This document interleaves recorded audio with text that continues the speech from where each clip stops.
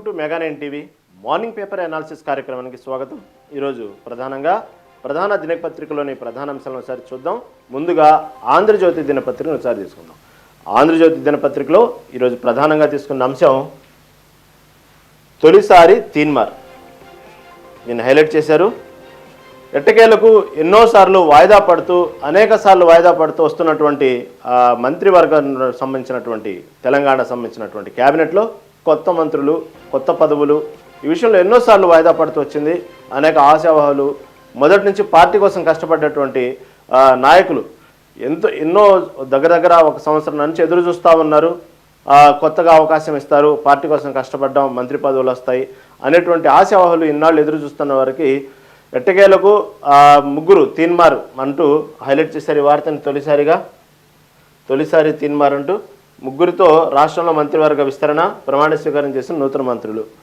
ఎట్టకేలకు ముగ్గురు మంత్రులు కొత్తగా క్యాబినెట్లో తీసుకున్నారు. ఏదేమైనప్పటికీ మొదటిసారి ఎమ్మెల్యేగా గెలిచిన వాళ్ళకి మాత్రమే ఈ ముగ్గురు మంత్రి పదవి ఇవ్వడం కూడా ఇంకొక ముఖ్యమైన విషయం కూడా చూడాలి మనం. ఎందుకంటే ఎంతోమంది సీనియర్స్ ఉన్నారు పార్టీలో, ఎంతోమంది ఆశావాహులు ఉన్నారు. కానీ రేవంత్ రెడ్డి సర్కార్ మాత్రం చాలా ధైర్యంగా మొదటిసారి ఎమ్మెల్యే గెలిచిన ముగ్గురికే మంత్రి పదవులు ఇవ్వటం అనేది కూడా సాహసోపేతమైన నిర్ణయమే. కొంతమంది దీన్ని బట్టి కొంతమంది ఆశావాహులు మొదటి నుంచి అంటే ఆ క్యాపబిలిటీ ఉన్నవాళ్ళు, మంత్రి పదవి చేయదగ్గ క్యాపబిలిటీ ఉన్నవాళ్ళు కూడా పార్టీలో ఉన్నారు. వాళ్ళందరూ కొంచెం ఒక రకంగా నిరుత్సాహానికి గురయ్యారు. వాళ్ళ వ్యతిరేకతను కూడా కొంచెం ఏదో రకంగా బయట పెట్టడానికి ప్రయత్నించారు. వాళ్ళని అధిష్టానం ఎలా చెక్ పెట్టాలో అలా చెక్ పెట్టింది. అంటే కేవలం ఇక్కడ మొదటి నుంచి జరుగుతున్నటువంటి తెలంగాణ వ్యాప్తంగా జరుగుతున్నటువంటి కులగణన సర్వేని బట్టి, జనాభా ప్రాతిపదికను బట్టి చేసినటువంటి నిర్ణయంగానే కనబడతా ఉంది ఇది.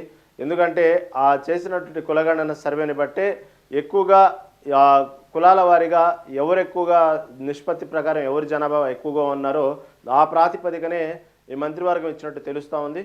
దాంట్లో భాగంగా ఎస్సీ, ఎస్టీ, బీసీ వర్గాలకు చెందిన వారికి మంత్రి పదవులు ఇచ్చారు.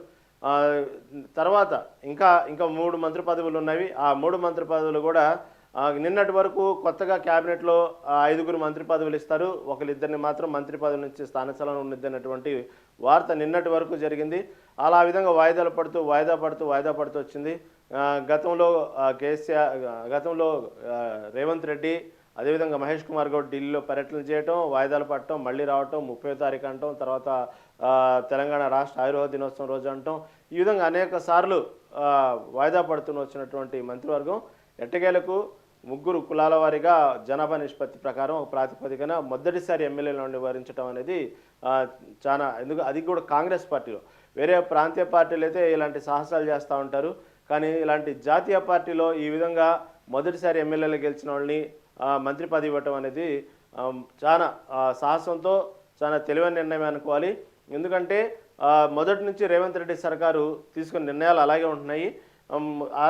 ఆ కోవలో చెందింది ఇది కూడా అనుకోవచ్చు, సాహసమైన నిర్ణయాలు. ఎందుకంటే రేవంత్ రెడ్డి సర్కార్ మొదటిసారి ముఖ్యమంత్రి ఈ విధంగా కులగణన సర్వే చేయడం కానివ్వండి, హైడ్రా సంబంధించిన విషయాలు కానివ్వండి, ఇలాంటి కొన్ని విషయాలు ఎక్కడ ఎవరి కోసం వెనకాడకుండా, ఎందుకంటే హైడ్రా విషయంలో కూడా కన్వెన్షన్ సెంటర్ కూల్చివేతలో కానివ్వండి, నాలాల మీద ఉన్నట్టు మూసి ప్రక్షాళన విషయంలో కానివ్వండి అనేక మంది వ్యతిరేకిస్తూ ఉన్నారు. కొంతమంది దానికి అతని నిర్ణయాన్ని అభినందిస్తున్నారు. అలాగ ప్రతి విషయంలో కేవలం నేనేదో ఒక 5 సంవత్సరాలు ముఖ్యమంత్రిగా ఉంటాను, లేదా ఇంకో 10 సంవత్సరాలు ముఖ్యమంత్రిగా ఉంటాను, కేవలం నేను ముఖ్యమంత్రి పదవే కాదు, నేను తీసుకునే నిర్ణయం భవిష్యత్తులో తెలంగాణ వ్యాప్తంగా దీర్ఘకాలంగా ఎప్పుడు దానివల్ల ప్రతిఫలాలు పొందుతారు తెలంగాణ ప్రజలు, ఆ రోజు నన్ను గుర్తుపెట్టుకుంటారని చెప్పినటువంటి రేవంత్ రెడ్డి అదేవిధంగా తన పరిపాలన, తన మార్పును చూపిస్తూ ఎక్కడా వెనకాడకుండా ముందుకు వెళ్తూ ఉన్నారు. ఆ విషయంలో మాత్రం రేవంత్ రెడ్డి ధైర్యంగా తీసుకున్న నిర్ణయం మొదటిసారి ఎమ్మెల్యే అయినటువంటి ముగ్గురిని ఈ విధంగా మంత్రి పదవుల్లో తీసుకోవటం కూడా కులాల ప్రాతిపదికన తీసుకోవటం అనేది కూడా చాలా సాహసోపేతమైన నిర్ణయమే. దీన్ని మొదటిసారిగా రాజ్భవన్లో నిరాడంబరంగా మొత్తం మీద 9 నిమిషాలు అయిపోయింది ప్రమాణ స్వీకారం కార్యక్రమం. 9 నిమిషాలు తర్వాత ఇంతవరకు ఏదైతే శాఖలు ఇంతవరకు కేటాయించలేదో ఆ శాఖలనే వీరు ముగ్గురు కేటాయిస్తారంటే వార్త కూడా బయటకు వస్తూ ఉంది. గడ్డం వివేకు, అడ్లూరి లక్ష్మణ్, వాకిటి శ్రీహరితో ప్రమాణం చేయించిన గవర్నర్ జిష్ణుదేవ్ వర్మ. ముగ్గురితో ప్రమాణ స్వీకారం చేశారు. చాలా నిరాడంబరంగా జరిగింది ప్రమాణ స్వీకార కార్యక్రమం. అంటే మొత్తమే 9 నిమిషాలు క్లోజ్ అయిపోయింది ఆ కార్యక్రమం కూడా. తొందరలోనే ఆ శాఖలు కూడా కేటాయిస్తారని తెలుస్తుంది. దీంట్లో హాజరైన వాళ్ళు కూడా ఎవరు లేరు. సీఎం రేవంత్, మంత్రులు, పీసీసీ చీఫ్, శాసనమండలి చైర్మన్, శాసన స్పీకరు, నేతలు. మొత్తం ఏమైనా కానీ ఇప్పుడు ప్రజెంట్ ఉన్నటువంటి సీఎం రేవంత్తో కలిపి రేవంత్ క్యాబినెట్లో 14 చేరారు మంత్రుల సంఖ్య. స్థానిక ఎన్నికల తర్వాతే మిగిలిన వాళ్ళ ఖాళీలు భర్తీ అన్నట్టు కూడా తెలుస్తుంది.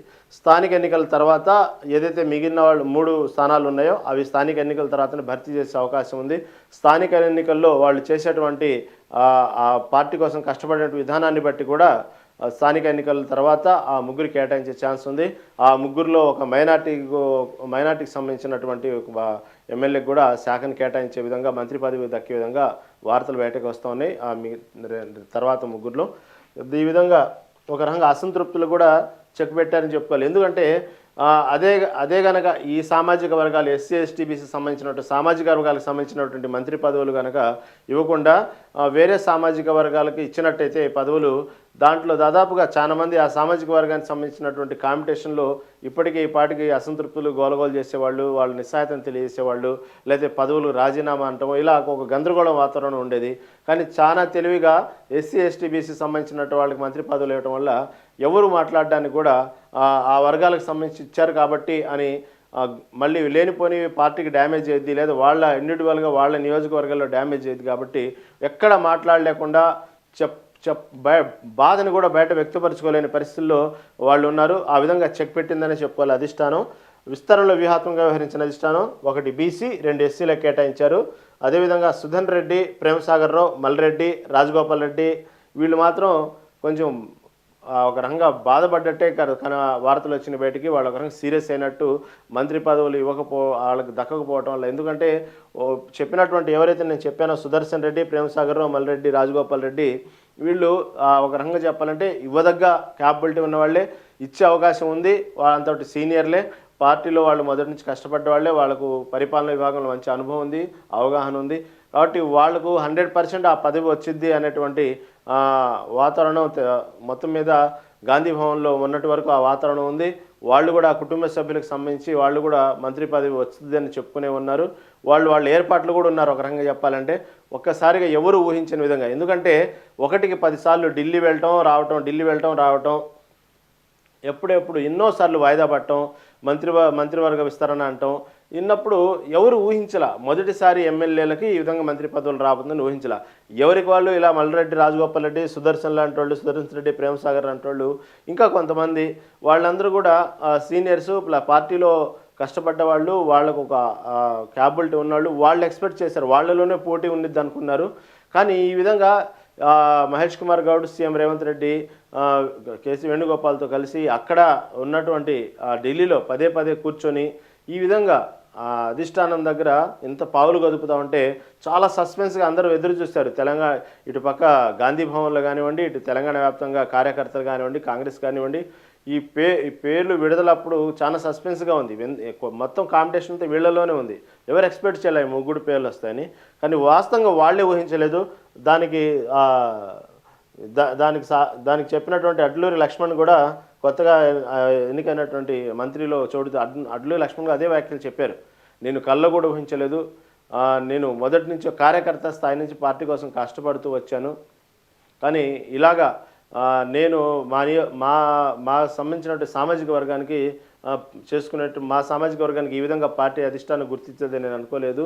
కాబట్టి నేను చాలా ఆశ్చర్యానికి గురయ్యాను, నేను కళ్ళ కూడా ఊహించలేదు. వాస్తవమే వీళ్ళు ముగ్గురు మొదటిసారి ఎమ్మెల్యేలు అయ్యారు. అంత పెద్ద జాతీయ పార్టీ, దాంట్లో పైపెచ్చు ఆ పార్టీలో బహిర్గతంగానే రాజకీయాలు చేసుకుంటూ ఉంటారు. అలాంటి కాంపిటీషన్ ఉన్నటువంటి అంత పెద్ద పార్టీలో, నేషనల్ పార్టీలో ఎంతోమంది హేమాహేమీలు ఉన్నప్పుడు కొత్తగా మొదటిసారి గెలిచినటువంటి ఎమ్మెల్యేలకు ఈ విధంగా మంత్రి పదవులు దక్కుతాయనేది ఎవరు ఊహించని విషయమే. అది మాత్రం వాస్తవం. దాని వాళ్ళు వాస్తవం కళ్ళు కూడా ఊహించలేదనే మాట కూడా వాస్తవం. ఈ విధంగా అధిష్టానం చాలా తెలివిగా అసంతృప్తులకు మాత్రం చెక్ పెట్టిందనే చెప్పుకోవాలి. ఎవరైతే ఈ విధంగా కొంతమంది పేర్లు ఉన్న సీనియర్స్ ఉన్నాయో వాళ్ళ కనుక మంత్రి పదవులు ఇచ్చినట్టయితే ఈ పార్టీకి కాంగ్రెస్ పార్టీలో చాలా గందరగోళం ఏర్పడేది. ఇప్పటికే చాలామంది అలకలు, రాజీనామాలు, బుజ్జిగింపులు చాలా బహిరంగ. అప్పటికి కూడా వీళ్ళు కొంచెం నారాజ్ అయ్యారు. సుదర్శన్ రెడ్డి, ప్రేమసాగర్ రావు, మల్రెడ్డి, రాజగోపాల్ రెడ్డి వీళ్ళు బాగా సీరియస్ అయ్యారు. అందుకని బలహీన వర్గాల కేటాయింపుతో బయటపడలేని స్థితి. అసంతృప్తులకు మీనాక్షి నటరాజన్, మహేష్ బుజ్జగింపు, 3 పెండింగ్ బెర్తులు 1 మైనార్టీగా ఎక్కే ఛాన్స్. ఆ తర్వాత ఎవరైతే మీనాక్షి నటరాజన్ ఉన్నారో దాదాపు వాళ్ళని ఎందుకు ఇవ్వలేకపోయింది అధిష్టానం దృష్టిలో భవిష్యత్తులో మీకు ఎటువంటి అవకాశాలు ఇవ్వచ్చు అనేటువంటి విషయం వాళ్ళు బుజ్జగిస్తూ భవిష్యత్తులో వాళ్ళకు వచ్చేటువంటి సరైనటువంటి స్థానం వాళ్ళ పార్టీ ఎటువంటి ఏ విధంగా ఉపయోగించుకునేది, వాళ్ళకు సముచిత స్థానం ఏ విధంగా కలిగించింది, ప్రస్తుతానికి మాత్రం ఇలా జరిగిందని ఎందుకు కారణం, వీళ్ళకి ఎందుకు ఇవ్వాల్సి వచ్చింది, వీళ్ళని పార్టీ ఎందుకు దూరం పెట్టాల్సి వచ్చింది, అంటే దూరం అంటే మంత్రి పదవి లేకుండా ఎందుకు అలా పక్కన పెట్టాల్సి వచ్చింది, దానికి సంబంధించినటువంటి వాళ్ళకు అర్థమయ్యేలా చెప్తూ ఎక్కడికక్కడ పొంగిన పాల మీద నీళ్లు జల్లినట్టు వాళ్ళని ఆ విధంగా కొంచెం నటరాజన్ కానివ్వండి, వీళ్ళు సంబంధించినటువంటి మహేష్ కుమార్ గౌడ్ కానీ వీళ్ళు కొంచెం ఎవరైతే అలకబోనారో వాళ్ళని బుజ్జగించే కార్యక్రమం వాళ్ళు బాధ్యత తీసుకున్నారు. ఈ విధంగా నిన్న తెలంగాణ వ్యాప్తంగా ఈ మంత్రి పదవులు మాత్రం ఒక రకంగా అలజడి సృష్టించింది అనుకోవాలా. కానీ ఎవరెవరైనా ఎదురిస్తే మొదటిసారి ఎమ్మెల్యేగా గెలిచిన వాళ్ళు కట్టబెట్టడం అనేది ఒక రకంగా ఈ విధంగా ఆదివారం ప్రమాణ స్వీకారం అయిపోయింది రాజ్భవన్ దర్బార్లో. ఈ ఏదైతే కొత్తగా మంత్రి పదవులు తీసుకున్నారో వాళ్ళలో అడ్లూరి లక్ష్మణ్ చెప్పిన మాట, మంత్రి పదవి వస్తుందని అనుకోలేదు, సామాన్య కార్యకర్తను కాంగ్రెస్ పార్టీ మంత్రిని చేసింది, మాదిగ జాతికి ప్రతినిధిగా అవకాశం కల్పించింది, 1982 నుంచి పార్టీలో ఉన్న ఎన్నో కష్టాలు పడ్డా మంత్రిగా ప్రజా సమస్యల పరిష్కారం కృషి చేస్తా. ఈ విధంగా ఎందుకంటే నేను కార్యకర్త స్థాయి నుంచి పార్టీలో ఎదిగాను, మాదిగ సామాజిక వర్గానికి పార్టీ ఈ విధంగా గుర్తించద్దని నేను అనుకోలేదు, కళ్ళు కూడా ఊహించలేదు నాకు మంత్రి పదవి వచ్చిందని. కాదు, నేను పార్టీ కార్యకర్త స్థాయి నుంచి పార్టీలో ఎన్నో కష్టాలు అనుభవించాను కాబట్టి ప్రజల కష్టాలు ఎలా ఉన్నాయి, నియోజకవర్గం కష్టాలు ఎలా ఉన్నాయి అవన్నీ నాకు తెలుసు. ముఖ్యంగా మా సామాజిక వర్గం సంబంధించినటువంటి కార్యకర్తలు, మా సామాజిక వర్గం సంబంధించినటువంటి ప్రజల కష్టాలు ఎలా ఉంటే నాకు తెలుసు కాబట్టి నేను ఒక మంత్రిగా వాళ్ళకి సరైన న్యాయం చేస్తాను, పార్టీకి పేరు వచ్చేలా కష్టపడతాను అన్నట్టు చెప్పుకొచ్చారు ఆంధ్రజ్యోతి ఇంటర్వ్యూలో అడ్లూరి లక్ష్మణ్. తర్వాత ఎవరైతే ఇంకొక గడ్డం వివేక్ సంబంధించి ఆంధ్రజ్యోతి ఇంటర్వ్యూ చెప్పిన మాట, ప్రజాసేవకు మరో అవకాశం. ఎవరైతే కాకా సంబంధించిన ఆయన వారసుడిగా కాకా ఆశయాలకు కొనసాగిస్తా, ప్రభుత్వానికి మంచి పేరు తెచ్చేలా పనిచేస్తా, సింగరేణికి కొత్త గన్నుల కోసం కృషి చేస్తా, ఏ శాఖ ఇవ్వాలో సీఎం నిర్ణయిస్తారు. అతను ఏ శాఖ ఇచ్చినా సరే నేను పనిచేస్తాను, పార్టీ పట్ల విధేయతగా ఉంటాను, కాకపోతే నేను ప్రభుత్వానికి మంచి పేరు తెచ్చేలా పనిచేస్తాను, సింగరేణి కొత్త గనుల కోసం కృషి చేస్తానంటూ వివేక్ చెప్పినటువంటి మాటని కూడా ఆంధ్రజ్యోతి దినపత్రిక తీసుకుంది. తర్వాత స్థానిక పోరు తర్వాత పునర్వ్యవస్థీకరణ, జూలైలోనే స్థానిక ఎన్నికలు జరిగే అవకాశం ఉంది, ఆగస్టు 15 కల్లా పూర్తి చేసేటువంటి అవకాశం ఉంది. నిన్నటి వరకు జూన్లో అన్నారు, జూన్ నెలాఖరికి వల్ల నోటిఫికేషన్ విడుదల చేస్తారు స్థానిక సంస్థలు అన్నారు. కాకపోతే ఇప్పుడు జూలైలోనే స్థానిక ఎన్నికలకు పోయేటువంటి ఆస్కారం ఉంది. దాదాపుగా ఆగస్టు 15 లోపు స్థానిక ఎన్నికలు తెలంగాణ వ్యాప్తంగా అన్ని కంప్లీట్ చేసుకొని ఆ స్థానిక ఎన్నికల తర్వాత ఏదైతే బెర్తులు ఖాళీగా ఉన్నాయో మిగతా 3 వాటిని పూర్తి చేసే అవకాశం ఉన్నట్టు తెలంగాణ సర్కారు రేవంత్ రెడ్డి సర్కారు చెప్తా ఉంది. ఆ ముగ్గురులో ఒకరికి మైనార్టీకి దక్కే ఛాన్స్ ఉన్నట్టు కూడా చెప్తా ఉన్నారు. నేడో రేపు శాఖలు కేటాయింపు, వీళ్ళకి ఎవరైతే 3 మంత్రి పదవులు ఇచ్చారో వాళ్ళకు ఇవాళ రేపట్లో శాఖలు కూడా కేటాయిస్తారు. ఇంతవరకు కేటాయించిన శాఖలే వాళ్ళకి ఇచ్చేటువంటి అవకాశంగా కనబడతా ఉంది. ఈ విషయాన్ని కూడా ఆంధ్రజ్యోతి పత్రిక హైలైట్ చేసింది. ఇది టోటల్గా జరిగినటువంటి విషయం. తర్వాత ఇంకొక విషయం, హైదరాబాద్కు చేరుకున్న ప్రభాకర్ రావు. ఎట్టకేలకు ప్రభాకర్ హైదరాబాద్ చేరుకున్నారు. సుప్రీంకోర్టు ఏదైతే వ్యాఖ్యలు చేసిందో తెలంగాణ సంబంధించినటువంటి ప్రభుత్వానికి కూడా హెచ్చరికలు జారీ చేసింది. అతన్ని అరెస్ట్ చేయడం కానివ్వండి, అతని మీద 3rd డిగ్రీ ప్రయోగించడం కానివ్వండి అలాంటి చేయొద్దన్న తర్వాత చివరికి ఎట్టకేలకు ప్రభాకర్ ఒప్పుకోవటం, తర్వాత 1 టైం పాస్పోర్ట్తో అతను పర్మిషన్తో రావటం ఇవన్నీ జరిగిపోయినాయి. మొన్నే 5వ తారీఖు వస్తారనుకున్నారు, తర్వాత కొన్ని టెక్నికల్ ఇష్యూస్ వల్ల రాలేకపోయారు. ఎట్టకేలకు హైదరాబాద్ చేరుకున్నారు ప్రభాకర్. ఫోన్ ట్యాపింగ్ కేసులో నేడు జూబ్లీహిల్స్ రాణా ఠాణాలో విచారణ. ప్రభాకర్ రావుకు శంషాబాద్లో కస్టమ్స్ అధికారి స్వాగతం. సీరియస్గా తీసుకున్న హైదరాబాద్ పోలీసులు. కాబట్టి దేశవ్యాప్తంగా సంచలనం సృష్టించిన ఫోన్ ట్యాపింగ్ కేసులో ప్రధాన నిందితుడు ఎస్ఐబి మాజీ చీఫ్ ప్రభాకర్ రావును ఆదివారం హైదరాబాద్ చేరుకున్నారు. కేసు నమోదవగానే క్యాన్సర్ చికిత్స కోసం అమెరికా వెళ్లిన ప్రభాకర్ రావు 14 ఏళ్ళు అక్కడే ఉండిపోయిన విషయం తెలిసిందే.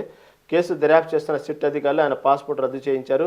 సుప్రీంకోర్టు ఆయన పాస్పోర్ట్తో పునరుద్ధరించి వెనక్కి వచ్చేలా అవకాశం కల్పించారు. ప్రభుత్వాన్ని ఆదేశించి పాస్పోర్ట్ పునరుద్ధరణ జరిగిన 3 రోజుల్లో ప్రభాకర్ రావు సిట్ విచారణకు హాజరయ్యారు. ఎట్టకేలకు ఈరోజు ప్రభాకర్ రావు హాజరయ్యారు, హైదరాబాద్ చేరుకున్నారు. ఈరోజు దానికి సంబంధించినటువంటి జూబ్లీ హిల్స్ ఠానాలో విచారణ జరిగింది. ఈ విషయంలో తనకు ప్రాణహాని ఉందని కూడా మొరపెట్టుకోవడం జరిగింది ఏసీ ప్రభాకర్. తనకు ఎవరెవరితో ప్రాణహాని ఉంది కూడా చెప్పుకొచ్చారు. తనకు మాజీ సంబంధించినటువంటి సీఎం కేసీఆర్తో కూడా ప్రాణహాని ఉందని చెప్పుకొచ్చారు. కాబట్టి ప్రభుత్వానికి మాత్రం సుప్రీంకోర్టు చాలా గట్టిగానే చెప్పింది, అతని మీద థర్డ్ డిగ్రీ ప్రయోగించొద్దు, అతన్ని అరెస్ట్ చేయొద్దు అని చెప్పి ప్రభాకర్ రావును కూడా హెచ్చరించింది. ఇచ్చిన అవకాశాన్ని దుర్వినియోగం చేసుకోవద్దు, మీరు మీ తెలివితేటలు ప్రదర్శించవద్దు, ఏదైతే జరిగిందో మీరు ఏదైతే చెప్పాలనుకున్నారో అది మాత్రం చెప్పండి, మీరు తప్పు చేయనప్పుడు భయపెట్టడం ఎందుకని కొంచెం వెసులుబాటు కలిగించి ఆ పాస్పోర్ట్ రద్దయిన వాటిని కూడా మళ్ళీ పునరుద్ధరించి వన్ టైం పాస్పోర్ట్గా చేయించి చివరికి ఎట్టకేలకు అతను రాకని సుగమం చేసింది. సుప్రీంకోర్టు ఆదేశాలతో తను రావటం జరిగింది. ఇన్నాళ్ళు అక్కడ క్యాన్సర్ అని చెప్పి చికిత్స తీసుకుంటూ అమెరికాలో ఉండిపోయినటువంటి ప్రభాకర్, ఎందుకంటే ఈ కేసులో ఫోన్ ట్యాపింగ్ కేసులో మొత్తం ఉన్నటువంటి నిందితులు నలుగురు కూడా ఈ ప్రధానంగా చెప్పింది ఎస్ఐ ప్రభాకర్ గురించే మొత్తం చెప్పారు. అతని సూత్రధారిలాగా ఇది నేను చేసింది కాదు, గతంలో ఉన్నటువంటి ప్రభుత్వం బీఆర్ఎస్ ప్రభుత్వంలో ఉన్నటువంటి అప్పటి ఉన్న మాజీ సీఎం కానివ్వండి, కొంతమంది ఇంకా మంత్రులు, కొంతమంది నాయకుల వాళ్ళ ఒత్తిడితోనే ఇవన్నీ నేను చేసుకొచ్చానంటూ మొన్నటి స్టేట్మెంట్ ఇవ్వడం కూడా జరిగింది. నాకు ప్రాణహాని ఉంది వస్తే అన్నట్టు జరిగింది. మొత్తానికి దానికి సంబంధించి అతనికి ఎటువంటి అసౌకర్యం కలగకుండా అతను సహకరించే విధంగా అతనికి అన్ని ఏర్పాట్లు చేశారు. ఇది చూడాలా ఇవాళ రేపట్లో అతని విచారణ ఏ కొత్త విషయాలు చెప్తారో, మళ్ళీ తెలంగాణ వ్యాప్తంగా ఎటువంటి సంచలన విషయాలు వస్తాయో మనం చూడాలా. ఈ విషయాన్ని ఆంధ్రజ్యోతి పత్రిక హైలైట్ చేసింది. ఇక రంగా చెప్పాలంటే నిన్న ఇటు బీఆర్ఎస్ పార్టీలో కానివ్వండి, గతంలో ఉమ్మడి ఆంధ్రప్రదేశ్లో తెలుగుదేశంలో పార్టీ కానివ్వండి, ఇంకా కొంతమంది తెలంగాణ వ్యాప్తంగా రాజకీయ నాయకుల్లో చాలా ఒక రకంగా బాధతో కూడుకున్నటువంటి హృదయాలతో కూడుకున్న విషయం నిన్న జరిగింది. Maganti Jubilee hills MLA Maganti Gopinath అనేది అతను సంబంధించినటువంటి మరణ వార్త నిన్న తెలంగాణ వ్యాప్తంగా ఇటు బీఆర్ఎస్ పార్టీలో కానివ్వండి, ఇటు అప్పట్లో ఉన్నటువంటి ఉమ్మడి ఆంధ్రప్రదేశ్ ఉన్న తెలుగుదేశం పార్టీ కానివ్వండి, వీళ్ళందరూ చాలా ఒక రంగ కన్నింటి పరితమయ్యారు. మాజీ సీఎం కేసీఆర్ అయితే ఆ దుఃఖాన్ని ఆపుకోలేకపోయారు. 5వ తారీఖున సడన్గా అతనికి గుండెపోటు రావటం, ఇంట్లోనే తన స్వగృహంలోనే అప్పటికప్పుడు వెంటనే జూబ్లీ హిల్స్లో హాస్పిటల్కి తీసుకెళ్తే ఏజీ హాస్పిటల్కి అతను వెంటిలేటర్ మీద చికిత్స చేశారు. తర్వాత 3 రోజుల తర్వాత ఆదివారం ఉదయం తెల్లారుజామున 5:15 అతను తుది శ్వాస విడిచడం జరిగింది. ఆ తర్వాత ఒక్కసారిగా బీఆర్ఎస్ శ్రేణులు అందరూ బాధలో మునిగిపోయారు, కార్యకర్తలతో సహా. అతను ప్రస్తుతం జూబ్లీ హిల్స్ ఎమ్మెల్యేగా ఉన్నారు. అంతేకాకుండా అతని ప్రస్థానం చూసుకున్నప్పటికీ కూడా మొదటి నుంచి అతను టీడీపీ వీరాభిమాని. ఎన్టీ రామారావు మాజీ ముఖ్యమంత్రి స్వర్గీయ ఎన్టీ రామారావు ఉన్నప్పటి నుంచి కూడా టీడీపీ వీరాభిమాని. అలా టీడీపీ పార్టీ ఆయనకు అనేక అవకాశాలు ఇచ్చింది. అప్పట్లోనే చాలా తక్కువ సమయంలోనే అనేక పదవులు ఆయనకు అలంకరించినాయి. అప్పట్లో ఉన్నటువంటి ఎన్టీ రామారావు అతనికి అనేక పదవులు ఇవ్వటం జరిగింది. ఆ విధంగా కీర్తిశేషులు ఎన్టీ రామారావు అప్పటి నుంచి పార్టీకి విధేయతగా ఉంటూ టీడీపీ పార్టీలోనే కొనసాగారు ఆయన. తర్వాత తర్వాత రాష్ట్రాలు విడిపోయిన తర్వాత బీఆర్ఎస్లో కొనసాగటం. ఎందుకంటే మాజీ సీఎం కేసీఆర్కి అప్పట్లో ఉన్న టీడీపీకి ఉన్న అవినావ సంబంధం వల్ల అతను అలాగే కేసీఆర్తో ప్రయాణం చేయడం జరిగింది. అతనికి భార్య, 3 పిల్లలు ఉన్నారు. ఏమైనప్పటికీ అతనికి ఒక పార్టీలోనే కాదు, అతను వ్యక్తిగతంగా కూడా అన్ని పార్టీల్లో అతనికి ఒక మంచి పేరు ఉంది. చాలా సౌమ్యుడు వ్యక్తి. అంతేకాకుండా సేవాగుణంలో కూడా మంచి సేవాగుణం ఉన్నటువంటి మాగంటి గోపీనాథ్ అంటే ఈ రోజుల్లో ఉన్నటువంటి బీఆర్ఎస్ పార్టీలో ఉన్నటువంటి పిల్లర్స్లో ఆయన ఒక మెయిన్ పిల్లరు. కేవలం పార్టీ మెయిన్ పిల్లర్గానే కాకుండా అతను వ్యక్తిగతంగా కూడా సీఎం కేసీఆర్ కుటుంబంతో చాలా సన్నిహితంగా ఉంటారు ఆయన. అందువల్ల కేసీఆర్ అతని దుఃఖాన్ని ఆపుకోలేక ఒక్కసారిగా బోరున వెలిపించడం జరిగింది. ఆయన పార్థివ దేహం దాదాపుగా సంబంధించినటువంటి ప్రతి కార్యక్రమంలో కానివ్వండి, తర్వాత అతన్ని అంతిమ సంస్కారాలు చివరి వరకు దగ్గరుండి ఇటు కేటీఆర్ కానివ్వండి, హరీష్ రావు కానివ్వండి పాడే మస్తు మహాప్రస్థానం వరకు మోసుకొని రావటం, దగ్గరుండి చివరి వరకు చూసుకోవటం జరిగింది. అదేవిధంగా ఆంధ్రప్రదేశ్ నుంచి అప్పటి నుంచి టీడీపీలో కొనసాగుతున్న ఆ బంధాన్ని అలాగే కొనసాగిస్తున్నారు. కాబట్టి ఒక్కసారిగా అప్పట్లో ఉన్నటువంటి నాయకులు కానివ్వండి, టీడీపీలో నాయకులు అందరూ చాలామంది అతని పార్థివ దేహాన్ని చూడటానికి వచ్చారు చాలామంది. అదేవిధంగా లోకేష్ కుటుంబంతో సహా వచ్చి అతను నివాళులు అర్పించారు. ఆంధ్రప్రదేశ్ సీఎం చంద్రబాబు కూడా నివాళులు అర్పించడం జరిగింది. అదేవిధంగా రేవంత్ రెడ్డి, తెలంగాణ ముఖ్యమంత్రి రేవంత్ రెడ్డి, వీరందరూ కూడా అతను నివాళులు అర్పించడం జరిగింది. ఒక రకంగా చెప్పాలంటే బీఆర్ఎస్ పార్టీలో నిన్న ఒక రకంగా అందరూ చాలా బాధతో కూడుకున్నటువంటి విషయము.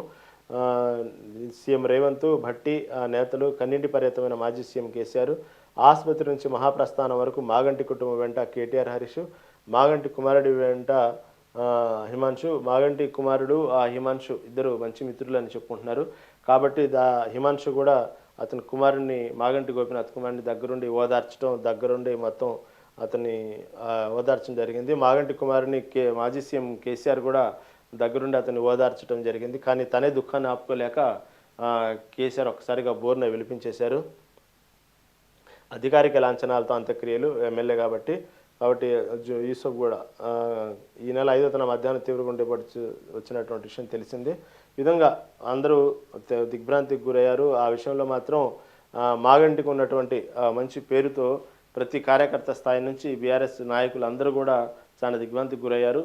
ఈ విధంగా అతనికి మాగంటి గోపీనాథ్ కుటుంబానికి అందరూ చాలా భరోసానిస్తూ పార్టీ పట్ల కానివ్వండి, ఇటు వచ్చినటువంటి సన్నిహితుల వల్ల కానివ్వండి, అంతకుముందు ఉన్నటువంటి తెలుగుదేశం పార్టీకి సంబంధించినటువంటి నాయకులు కానివ్వండి, వీళ్ళందరూ కూడా వాళ్ళ కుటుంబానికి భరోసానిస్తూ వాళ్ళని ఓదార్చడం జరిగింది. ఈ విధంగా నిన్నంతా బీఆర్ఎస్ పార్టీతో పాటు అక్కడ ఉన్నటువంటి జూబ్లీ హిల్స్ సంబంధించినటువంటి ప్రజలు, ఆయన పార్టీకి సంబంధించిన కార్యకర్తలు, ఇటుపక్క ఆంధ్రప్రదేశ్లో సంబంధించినటువంటి ఆయన అభిమానులు, పార్టీకి సంబంధించినటువంటి నాయకులు కూడా వీరందరూ నిన్న ఒక బాధాస్తప్తంతో మునిగిపోయారని చెప్పుకోవాలి.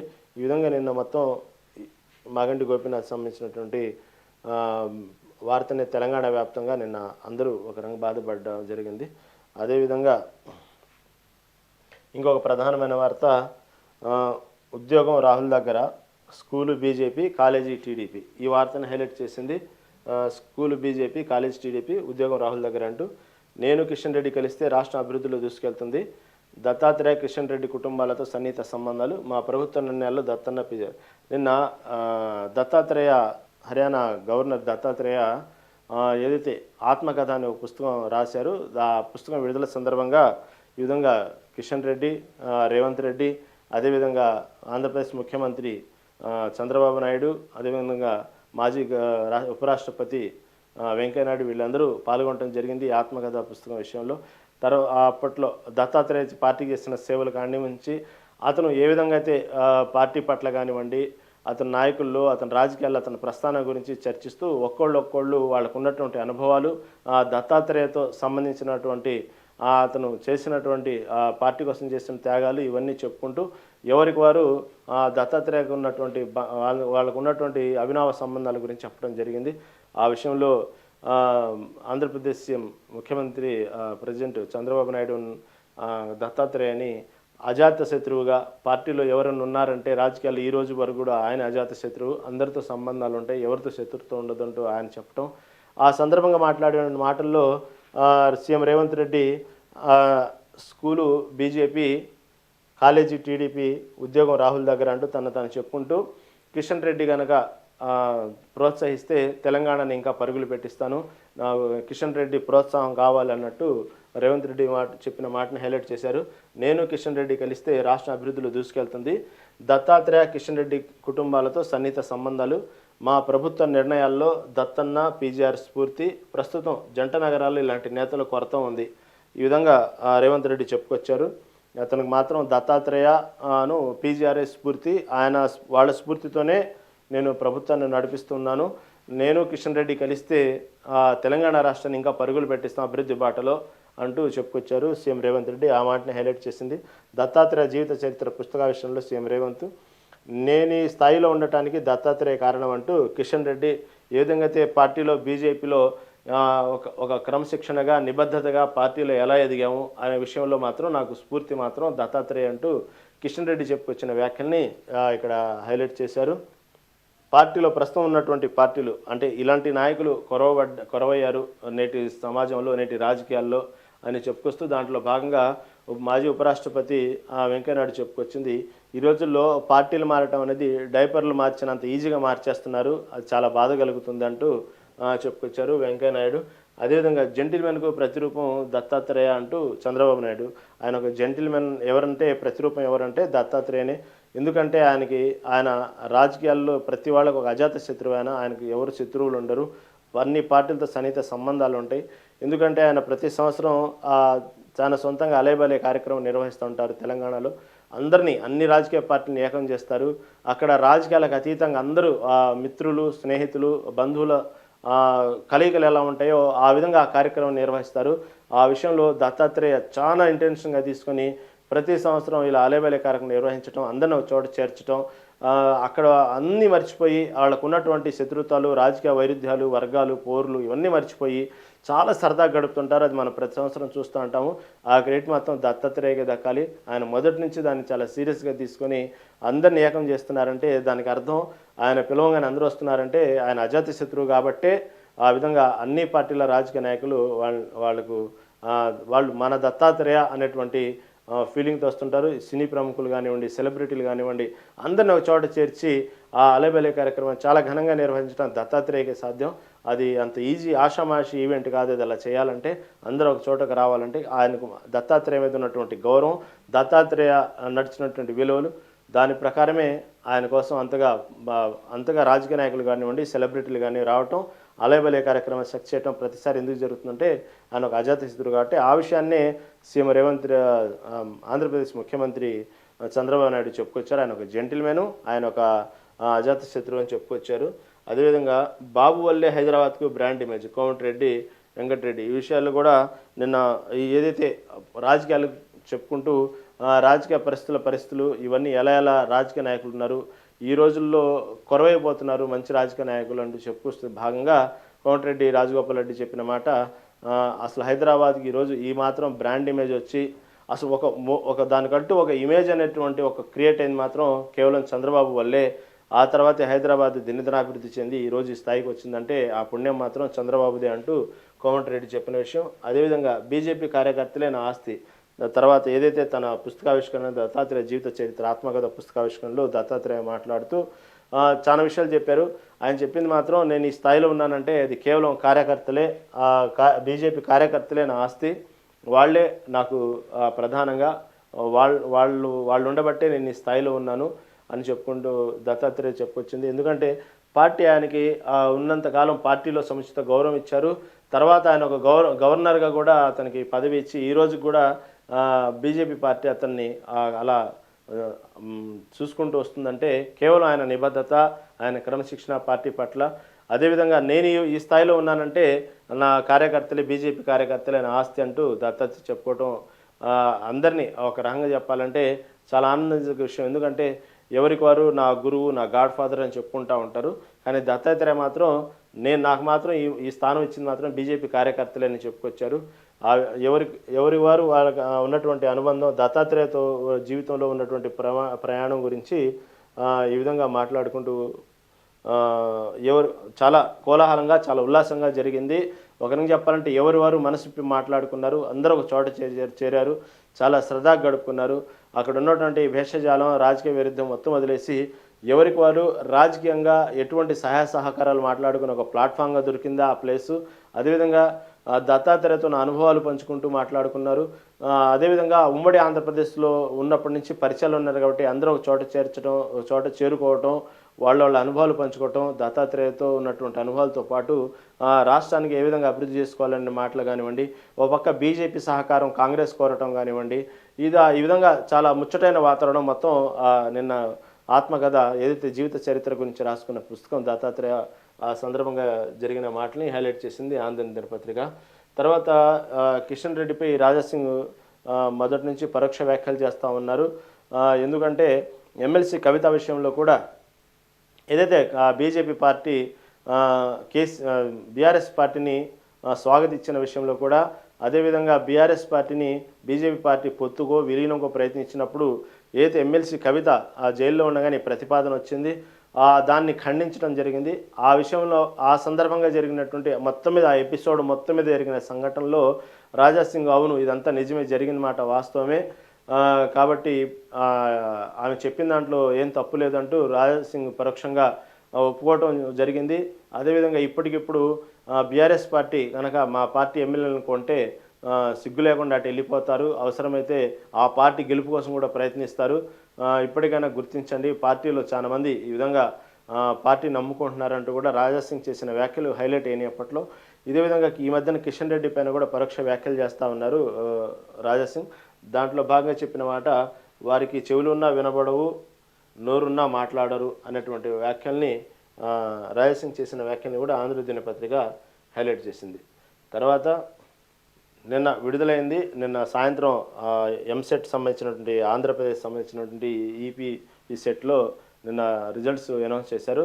దాంట్లో టాపర్లుగా నిలిచిన ఇంజనీర్లు అనిరుద్ రెడ్డికి మొదటి ర్యాంకు, తర్వాత ఎస్ త్రిశూల్కి 8వ ర్యాంకు, అగ్రి ఫార్మాలో షణ్ముఖ నిశాంత్కు 2వ, వై షణ్ముఖ్కు 4వ ర్యాంకు. అంతా తెలుగు వాళ్ళకి సంబంధించిందే ఈ ర్యాంకులు వచ్చినాయి. తెలంగాణ తరహాలో సీట్లకు స్థానికులకు ఇవ్వాలని ఆంధ్రప్రదేశ్ ప్రభుత్వం కూడా నిర్ణయించింది. ఏదైతే తెలంగాణ ప్రభుత్వం స్థానికులకు ఇవ్వాలని మొన్న ఇటీవల జరిగినటువంటి మెడికల్ సంబంధించిన విద్యార్థి విభాగం సంబంధించినటువంటి విషయంలో ఏదైతే గట్టిగా నిర్ణయం తీసుకుందో తెలంగాణ సర్కారు, తెలంగాణలో లోకల్ పీపుల్స్కే ఇవ్వాలి, వాళ్ళు మొదట 6వ తరగతి నుంచి ఇంటర్మీడియట్ వరకు తెలంగాణలో చదివిన స్టడీ సర్టిఫికేట్ ఉంటే మాత్రమే ఇక్కడ లోకల్ వాళ్ళు అవుతారు. ఎందుకంటే ఆంధ్రప్రదేశ్ నుంచి ఉన్నత విద్యకి లేకపోతే చదువు ఇక్కడ బాగుండిద్దో, స్టాండర్డ్స్ బాగుంటాయో అని చెప్పి తెలంగాణలో వచ్చి చదువుకున్నారు. వాళ్ళకు మాత్రం ఆ విషయంలో కూడా వాళ్ళు లోకల్ కిందకు పరిగణించరు. ఎందుకంటే 6వ తరగతి నుంచి 12వ తరగతి వరకు ఇక్కడ చదివినట్టు గుర్తింపు ఉండాలి. ఆ విషయంలో మాత్రం కొంచెం మెడికల్ సంబంధించిన విభాగంలో మాత్రం తీసుకున్నప్పుడు కొంచెం గజిబిజి వాతావరణం నెలకొంది. ఎందుకంటే వాళ్ళకి సంబంధించిన ఆధార్ కార్డ్స్ కానివ్వండి, వాళ్ళ స్టడీ సర్టిఫికేట్స్ మొత్తం కూడా ఆంధ్రాలో ఉంటాయి. వీళ్ళ చదువు స్టాండర్డ్స్ ఇక్కడికి వస్తూ ఉంటారు.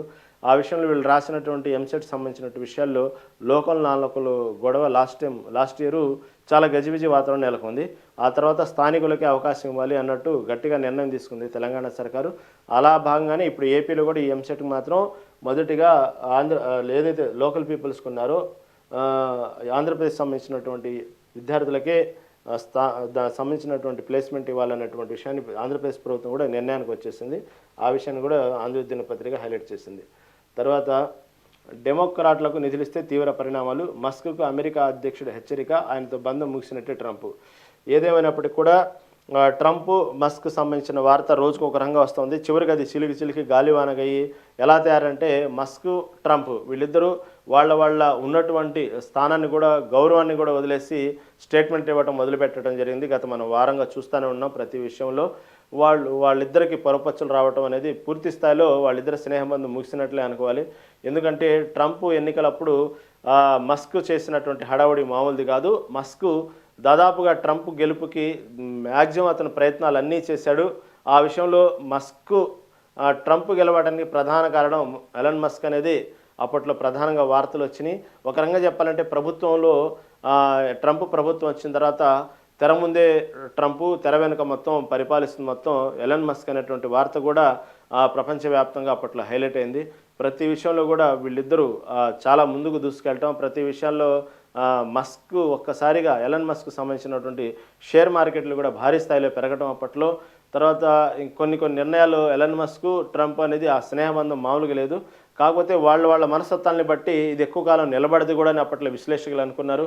ఎందుకంటే ట్రంప్ యొక్క నిర్ణయాలు చాలా విచిత్రంగా ఉంటాయి, ఎలన్ మస్క్ ఏమో ఒక రంగం మూర్ఖత్వంతో కూడుకొని ఉంటాయి. కాబట్టి ఇవి అంతగా ఒకే వరలో ఈ రెండు కత్తులు వదగవు అనేది కూడా అప్పట్లో విశ్లేషకులు చెప్పుకున్నారు. అనుకున్నట్టుగానే కానీ ఇంత తొందరగా వీళ్ళ బంధం వీళ్ళ స్నేహం ముగిసిద్దని ఎవరు అనుకోలేదు. చివరికి వ్యక్తిగతంగా ఎలా అంటే ఒక అమెరికా అధ్యక్షుడి స్థాయిలో ట్రంప్ మాట్లాడేటువంటి మాటల్లా లేవు అతని మాటలు. తర్వాత ఏదైతే ఒక అగ్రరాజ్యం అమెరికాకి ఏ విధంగా సహాయ సహకారాలు అందించి నేను ఒక టెక్నికల్గా ఫాలో అయ్యాను, ఎలా అయితే ట్రంప్ గెలుపుకి నేనే ప్రధాన కారణం చెప్పుకున్నట్టు ఎలన్ మస్క్ ఆయన హుందాతనం తగ్గట్టు మాట్లాడకుండా ఎవరికోళ్ళు విమర్శనాస్త్రాలు సంధించుకుంటూ చివరికి వాళ్ళ బంధాన్ని స్నేహ బంధాన్ని టోటల్గా ముగించుకున్నారని చెప్పుకోవాలి. ఒక రకంగా చెప్పాలంటే వాళ్ళిద్దరి మధ్యన పెద్ద యుద్ధమే నడుస్తుందని చెప్పుకోవాలి. అంతర్జాతీయంగా ప్రతిరోజు కొత్త వార్తగా వాళ్ళిద్దరూ ఏదో ఒకటి ఎదురుదాడులు చేసుకుంటూ ఉన్నారు. దాంట్లో భాగంగా ఏదైతే డెమోక్రాట్లకు కనుక నిధులిస్తే మాత్రం తీవ్ర పరిణామాలు ఉంటాయంటూ ట్రంప్ ఎలన్ మస్క్ని హెచ్చరించడం జరిగింది. దీంతో దాదాపుగా వాళ్ళ బంధం ముగిసినట్టే కనబడతా ఉంది. ఇంకా రోజుకు రోజుకు కొత్త కొత్త నిర్ణయాలతో వీళ్ళిద్దరు చిలికి గాని వాళ్ళలాగా చేసుకొని వాళ్ళిద్దరి చేతుల్లో పిచ్చోడి చేతిలో రాయిలాగా ఇద్దరి చేతుల్లో రాయి ఉంది. ఆ రాయి ఎవరు కొడతారో ఎవరికి తగిలిద్దో భవిష్యత్తులో ఏమైద్దో అగ్రరాజ్యం ఎటువంటి నిర్ణయాలు తీసుకునిద్దో మాత్రం అక్కడ ఉన్నటువంటి ప్రజలతో పాటు అక్కడ ఉన్నటువంటి ఎవరైతే వేరే దేశస్తులు వచ్చి అక్కడ బతుకుతున్నారో అమెరికాలో వాళ్ళు కానివ్వండి అందరూ కూడా ఒక రకమైనటువంటి ఎప్పటికప్పుడు ఎటువంటి న్యూస్ వచ్చిద్దో అన్నటువంటి ఏదో ఒక ఇన్సెక్యూర్లో మాత్రం బతుకుతూ ఉన్నారు. ఆ విషయంలో మాత్రం ట్రంప్కి మాత్రం అక్కడ ఉన్నటువంటి కోర్టులు అక్కడ ఉన్నటువంటి అమెరికా సంబంధించిన హైకోర్టులు సుప్రీంకోర్టు లాంటి కోర్టులు కూడా ఉన్నత న్యాయస్థానాలు కూడా అతనికి ఎప్పటికప్పుడు అతని నిర్ణయాల పట్ల మొట్టికాయలు వేస్తున్నప్పటికీ కూడా ట్రంప్ మాత్రం పిచ్చోడి చేతిలో రాయిగా కొత్త కొత్త నిర్ణయాలు తీసుకొస్తూ అందరిని ఇబ్బంది పెడతా ఉన్నారు. ముఖ్యంగా ట్రంప్ నిర్ణయాల పట్ల భారతీయులు ఎక్కువ ఇబ్బంది పడుతున్నారని చెప్పుకోవాలి. ఇప్పటికే కొన్ని స్టూడెంట్ వీసాలకు సంబంధించినటువంటి తీసుకున్న నిర్ణయాలు కానివ్వండి, అదేవిధంగా టూరిస్టులకు సంబంధించినటువంటి వీసాలకు సంబంధించిన విషయాల్లో కానివ్వండి, అక్కడ స్థానికంగా గ్రీన్ కార్డుతో ఉన్నటువంటి వాళ్ళ విషయంలో తీసుకున్న నిర్ణయాలు కానివ్వండి, ఇవన్నీ కూడా చాలా కొత్త వ్యాఖ్యలతో చాలా తలనొప్పి కలిగించేవి. ముఖ్యంగా ప్రధానంగా భారతీయులకు బాగా ఇబ్బంది కలిగించేటువంటి వార్తల్ని ఎలా అయితే భారతీయులు ట్రంప్ గెలవాలని కోరుకున్నారో, ట్రంప్ కోసం గెలుపు కోసం ఏ విధంగా ప్రయత్నించారో ఈ రోజున అందరిని నెత్తిన కొట్టుకున్నట్టు అందరినీ చాలా ఇబ్బంది కలిగిస్తున్నాడు. ప్రధానంగా భారతీయులు బాగా ఇబ్బంది పడుతూ ఉన్నారు ట్రంప్ నిర్ణయాల పట్ల. ఈ విధంగా ఎలన్ మస్క్కి ట్రంప్కి మాత్రం బంధం మాత్రం ప్రతి విషయంలో చెడిందని చెప్పుకోవాలి. ఇప్పట్లో వీళ్ళ నిర్ణయాల పట్ల ముందు ఎటువంటి నిర్ణయాలు వస్తే మాత్రం ఒక రంగ ప్రజలకు అర్థం కాని సమస్యగానే మారిపోయింది. తర్వాత అక్కడ ఉన్నటువంటి ఎవరైతే ట్రంప్ చెప్పిన వ్యాఖ్యల్ని అక్కడ ఉన్నటువంటి ఎవరైతే బతుకు తెరువు కోసం వెళ్ళినటువంటి చాలామంది వీసాదారులు ఒక్కసారిగా ట్రంప్ వ్యాఖ్యల పట్ల నిరసన తెలియజేస్తూ ఉన్నారు. ఆ విషయంలో భారీ స్థాయి నిరసనలు వెల్లివిరిసినాయి. అందుకని 2000 మంది మోహరించిన ట్రంప్ని రెచ్చగొట్టే చర్యలు, కాలిఫోర్నియా గవర్నర్ గవిన్ విమర్శ. దాదాపుగా అక్కడ ఉన్నటువంటి ప్రభుత్వాలు అక్కడ ఉన్నటువంటి కోర్టులు కూడా ట్రంప్ నిర్ణయాల పట్ల విమర్శిస్తూ ఉన్నాయి. నిరసనకారులు ఎక్కువైపోయారు అతను చేసిన వ్యాఖ్యల వల్ల. దానికి ఎక్కడికక్కడ విమర్శ ఏదైతే నిరసనల్ని అదుపు చేయడానికి అక్కడ లాస్ ఏంజల్స్లో కూడా నేషనల్ గార్డు దళాలు ఆడ దిగిపోయినాయి. దానికి సంబంధించినటువంటి వార్తను కూడా ఆంధ్ర దినపత్రిక హైలైట్ చేసింది. తర్వాత టీఎఫ్సీసీ అధ్యక్ష పదవికి సునీల్ నారంగ్ రాజీనామా. ఈయన దాదాపుగా టీపీసీసీ అంటే తెలంగాణకు సంబంధించినటువంటి ఫిలిం ఫెడరేషన్ సంబంధించినటువంటి కార్పొరేట్ సంబంధించినటువంటి అధ్యక్ష పదవికి ఎన్నికైనటువంటి సునీల్ నారంగ్ దాదాపుగా ఆయన ఎన్నిక అవడం జరిగింది. ఆ ఎన్నికైనటువంటి సందర్భం కూడా ఆయన సెలబ్రేట్ చేసుకునే సమయం 24 గంటల్లోనే మళ్ళీ రాజీనామా చేయడం కూడా జరిగింది. ఈ విషయంలో మాత్రం ఒకసారిగా తెలుగు చిత్ర సరిస్తున్న టాలీవుడ్ సంబంధించినటువంటి 2 తెలుగు రాష్ట్రాల్లో సంబంధించినటువంటి ఈ చలనచిత్ర సంబంధించినటువంటి సమస్య ఒక్కసారిగా గత నెల నుంచి ఒక దుమారం రేగుతూ ఉంది. థియేటర్ల బంద్ అనేటువంటి ఒక వ్యాఖ్యతో మొదలైనటువంటి జూన్ 1 నుంచి 2 తెలుగు రాష్ట్రాల్లో థియేటర్లు బంద్, ఈ టైటిల్తో మొదలైనటువంటి దుమారం టాలీవుడ్లో ఇప్పటికీ చల్లారలేదు. రోజుకు రకంగా కొత్త వార్తలతో కొత్త పుంతలు తొక్కుతూ రకరకాల వ్యక్తుల యొక్క స్వభావాలు బయటపెడుతూ దీని వెనక రాజకీయ కుట్రలు రాజకీయ పరిణామాలు అన్నీ బయటపడుతున్నాయి. అదేవిధంగా ఎవరెవరైతే ఎగ్జిబిటర్లు ఉన్నారో నిర్మాతలు ఉన్నారో వాళ్ళ మధ్యన ఉన్నటువంటి విషయాలు కూడా పొరపచ్చులు అన్నీ కూడా బయట పెట్టుకుంటూ ఉన్నారు. కాకపోతే ఇక్కడ హైలైట్ ఏంటంటే ఎవరికి వారు అక్కడ అందరూ శాకాహారులే, కానీ అక్కడ మాత్రం ఉన్నటువంటి రొయ్యలు తట్టలు మాత్రం మాయమైపోయిన విధంగా ఎవరికి వాళ్ళు మేము కాదు, మేము అలా ఉన్నాము, మేము ప్రకటించలేదు, మాకు సంబంధం లేదు అంటున్నారు. కానీ వ్యాఖ్యలు మాత్రం రకరకాలుగా రోజుకో పరిణామాలతో దారితీస్తూ ఉంది. ఈ విషయంలో దాదాపుగా మాత్రం హరిహర వీరమల్లు సినిమా కోసం జరిగినటువంటి ఒక దుమారం, ఆ సినిమా కోసం ఆపే శక్తి ఎవరికి లేదు. పవన్ కళ్యాణ్ ఆయన ఒక తుఫాను, మోడీని చెప్పాడు ఆయన తుఫాన్ అని, ఆయన సినిమాని ఎవరు ఆపుతారు అని చెప్తూనే ఆయన సినిమాకు సంబంధించిన విషయంలో పెద్ద దుమారం రేగుతూ ఉంది. కాకపోతే టాలీవుడ్ ఈ విధంగా ఈ పరిస్థితి దిగజారకపోవడానికి కారణం మాత్రం పెద్ద హీరోలే అంటూ నిన్న చేసినటువంటి వ్యాఖ్యలు, ఏదైతే తెలంగాణ ఫిల్మ్ కార్పొరేషన్ సంబంధించిన ఒక వ్యక్తి చేసినటువంటి వ్యాఖ్యలు పెద్ద దుమారం వేసిందని చెప్పుకోవాలి. ఎందుకంటే అగ్ర హీరోలు అందరూ సీరియస్ అయ్యారు. గతంలో అగ్ర హీరోలు సంవత్సరానికి 2-3 సినిమాలు తీసేవాళ్ళు, ఇప్పుడు 4 ఏళ్లకు 3 ఏళ్లకు సినిమా తీస్తున్నారు. అప్పటి వరకు థియేటర్లు ఈ విధంగా నాశనం అవుతున్నాయి. ఈ విధంగా థియేటర్లు పతనానికి కారణం కానివ్వండి, సినిమా ఇండస్ట్రీ ఈ విధంగా పతనానికి కారణం అవడానికి కారణం మాత్రం అగ్ర హీరోలే అంటూ నిన్న చెప్పినటువంటి ఒక వ్యాఖ్య చాలామంది అగ్ర హీరోలు సీరియస్ అయ్యేటువంటి పరిస్థితి తీసుకొచ్చింది. ఈ విధంగా జరిగిన రకరకాల నాటకీయ పరిణామాలతో సునీల్ నారంగ్ తలనొప్పిగా మారింది. కాబట్టి నేను అనుకున్నది ఒకటి, బయటకు జరుగుతున్నది ఒకటి, ఏది నా చేతుల్లో ఉండట్లేదు. కానీ ప్రతిదానికి నేను ఆన్సరబుల్ అవుతున్నాను. నేను ఎవరైతే ఆ నలుగురు అనే విషయంలో నేను అప్పుడు అసలు ఏదైతే ఆ మీటింగ్ జరిగిందో, ఏదైతే దానికి సంబంధించిన థియేటర్ల బంద్ అయినటువంటి ఎగ్జిబిటర్ల నిర్మాతలు జరిగిన మీటింగ్ సమయంలో అసలు నేను అప్పుడు ఇక్కడ లేను, స్థానికంగా లేను, నేను ఎక్కడో అమెరికాలో ఉన్నాను. అయినప్పటికీ కూడా నా పేరు రావటం విని నేనే షాక్ గురయ్యాను. అలా అనేక పరిణామాల మధ్య నన్ను లాగుతున్నారు. నాకు ఎటువంటి సంబంధం లేదని చెప్పుకున్నటువంటి 24 గంటల్లోనే ఏం జరిగిందో తెలియదు కానీ ఫైనల్గా అతను నా చేతుల్లో లేకుండా అన్నీ జరిగిపోతున్నాయి, తెర ముందు నా పేరు తీసుకొస్తున్నారు అనేటువంటి బాధ కూడా వ్యక్తపరచడం జరిగింది. ఏదేమైనప్పటికీ కూడా పదవి తీసుకున్న 24 గంటల్లోనే అతను రాజీనామా చేయటం అనేది కూడా చకచక అన్నీ జరిగిపోయినాయి. ఈ వ్యాఖ్యను కూడా ఆంధ్ర దినపత్రిక హైలైట్ చేసింది. శుక్లా శుభాకాంక్షలు శుక్లా అంటూ ఏదైతే మిషన్ ఆకాశగంగలో భాగంగా రేపే ఐఎస్ఎస్కి బయలుదేరిన భారత వాయుసేన పైలట్ శుభాంశు శుక్లా దాదాపుగా రోదసీ నుంచి భారతదేశం ఎలా కనిపిస్తుందని అడిగితే సారే జహాసే అచ్చా అంటూ జవాబిచ్చిన తొలి భారతీయ వ్యోమగామి రాకేష్ శర్మ వారసుడిగా శుక్లా దాదాపుగా మిషన్లో భాగంగా మరో ముగ్గురితో కలిసి రోదసీ యాత్రకు బయలుదేరుతున్నారు. ఇది ఎల్లుండి రాత్రి 10 గంటలకు అంతర్జాతీయ అంతరిక్ష కేంద్రంలోకి వెళ్ళి అక్కడ 2 వారాల పాటు ఉంటారు. అక్కడ ఉండి పలు ప్రయోగాలు నిర్వహిస్తున్నారు.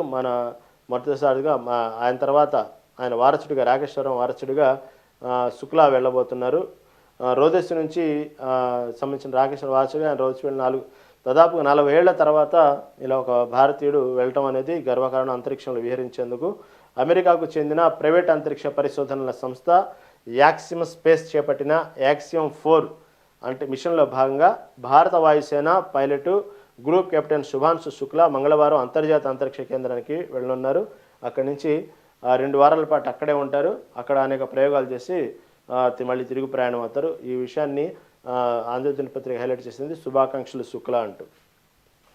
తర్వాత మరో పత్రిక ఈనాడు దినపత్రికను తీసుకుందాం.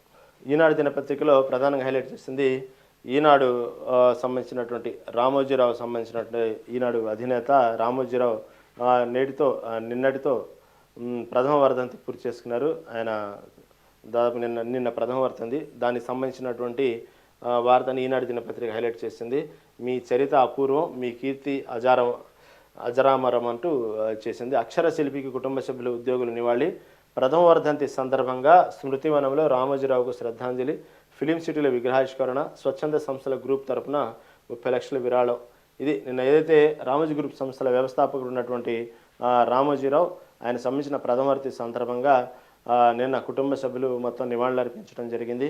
అతని విగ్రహావిష్కరణ కూడా జరిగింది film city Ramoji film city లోపల ఫిలిం ఛాంబర్ సంబంధించిన ఏరియాలో. జరిగిన తర్వాత అనేక సంస్థలకి దాదాపు 30 లక్షల వరకు విరాళం కూడా ఇచ్చారు. ఈ విధంగా ఆయన సంబంధించినటువంటి స్మృతివనంలో ప్రదక్షిణ చేసి ఆయనకి ప్రదక్షిణ చేసిన వాళ్ళు శైలజ కిరణ్, సిఎండి కిరణ్, దివిజ, సహరి, విజయేశ్వరి, సుభాష్ని. ఈ వార్తను హైలైట్ చేసింది ఈనాడు దినపత్రిక. ఏదేమైనప్పటికీ ఆయన ఒక లెజెండ్గానే రామోజీరావు అనేది ఒక లెజెండ్ అనే చెప్పుకోవాలి. ఎందుకంటే ఆయన ఎదిగిన విధానం, ఏ స్థాయి నుంచి ఎదిగారు, చివరికి ఆయన కీర్తి ప్రతిష్టలు కూడా ఎవరు అందుకోలేని స్థాయిలో ఆయన ఎదిగారు. ఆయన ఈ నేటికి దూరమై సంవత్సరం అవుతుంది.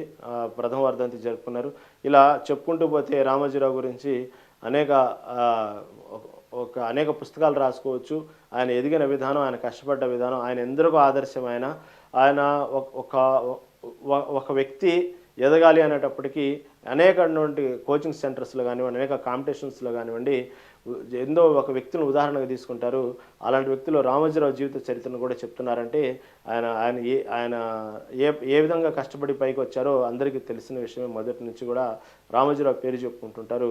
ఒక ప్రియా పచ్చళ్ళ కానివ్వండి, ప్రతిదీ కానివ్వండి, ఈ రోజు వరకు ఒక పత్రికను స్థాపించడం, అనేక సినిమాలకు నిర్మాతగా వ్యవహరించడం, కొన్ని వేల మందికి ఉద్యోగం కల్పించడం, అంత పెద్ద ఫిలిం సిటీ ఏర్పాటు చేయడం, ఎక్కడెక్కడో ఉన్నటువంటి భారతదేశ వ్యాప్తంగా అనేక చలనచిత్ర రంగాలన్నీ కూడా ఫిలిం సిటీలో చిత్ర నిర్మాణం చేసుకోవటం. ఆయనకు తెలియని రాజకీయ నాయకుడు లేడు, ఆయన గురించి తెలియని వ్యక్తి అంటూ లేడు ప్రపంచవ్యాప్తంగా. అదే ప్రధానంగా భారతదేశంలో ఆయన తెలియనటువంటి, ఏ భాషలో తెలియనటువంటి ఇండస్ట్రీలో ఆయన తెలియని వ్యక్తి అంటూ లేరు. ఆ విధంగా చూసుకుంటూ పోతే ప్రతి విభాగంలో ఆయన సహకారాలు కానివ్వండి, ఆయన ఎంతోమంది ఉద్యోగ కల్పన చేసిన విషయంలో కానివ్వండి, ఆయన ఫిలిం సిటీ అనేది ఒక ఒక మహత్తర కార్యక్రమం అది. ఇలా ప్రతి విషయంలో రామోజీరావు స్ఫూర్తి అని చెప్పుకోవాలి చాలామందికి. కాబట్టి ఆయన జీవిత చరిత్ర అనేది వాస్తవంగా చెప్పుకోదగ్గదే. నిన్నటితో ప్రథమ వర్ధంతి జరుపుకున్నారు. ఆ విషయాన్ని ఈనాడు దినపత్రిక హైలైట్ చేసింది. తర్వాత సామాజిక సమతౌల్యం, బడుగు వర్గా బడుగు బడుగు వర్గాల నాయకులకు మంత్రి పదవులు, తొలిసారి ఎమ్మెల్యేలైన వారికే ప్రాధాన్యం, మంత్రివర్గంలో 57% ఎస్సీ ఎస్టీ బీసీలే, సుదర్శన్ రెడ్డి, రాజగోపాల్ రెడ్డి, మల్లిరెడ్డి ప్రేమసాగర్లు బుజ్జిగింపు. ఈ విధంగా ఈ వార్తను హైలైట్ చేసింది. తర్వాత తన ఆత్మకథ పుస్తకాన్ని శ్రీమంత్ రేవంత్ రెడ్డికి అందిస్తున్న హర్యానా గవర్నర్ దత్తాత్రేయ, మాజీ రాష్ట్రపతి రామ్నాథ్ కోవింద్ జ్ఞాపిగా అందజేస్తున్న దత్తాత్రేయ వసంత దంపతులు, చిత్రంలో ఏపీ ముఖ్యమంత్రి చంద్రబాబు, మాజీ ఉపరాష్ట్రపతి వెంకయ్యనాయుడు. ఈ వార్త హైలైట్ చేసింది. తర్వాత ఉన్నత విలువలకు చిరునామా దత్తన్న అంటూ ప్రజల గుండెల్లో చిరస్థాయిగా నిలిచిపోతారు. ఆయన జీవితం నేటి రాజకీయ నాయకులకు స్ఫూర్తిదాయకం. హర్యానా గవర్నర్ దత్తాత్రేయ ఆత్మకథ పుస్తకావిష్కరణలో వక్తలు పాల్గొన్న తెలుగు రాష్ట్రాల సీఎంలు, మాజీ రాష్ట్రపతి, మాజీ ఉపరాష్ట్రపతి, రాజకీయాల అతీతంగా పలువురు ప్రముఖులు హాజరు. ఈ వార్తను హైలైట్ చేసింది. తర్వాత మణిపూర్లో మళ్ళీ అల్లర్లు చెలరేగినాయి. ఆ వార్తను కూడా హైలైట్ చేసింది. మళ్ళీ మణిపూర్లో గతంలో చెలరేగి అనేక హింసాకాండకు దారితీసింది. మళ్ళీ మణిపూర్లో మళ్ళీ హింసలు చెలరేగినాయి. 5 రోజుల పాటు నెట్ నిషేధం కూడా విధించారు. అక్కడ నెట్ సేవలు కూడా బంద్ చేశారు 5 రోజుల పాటు.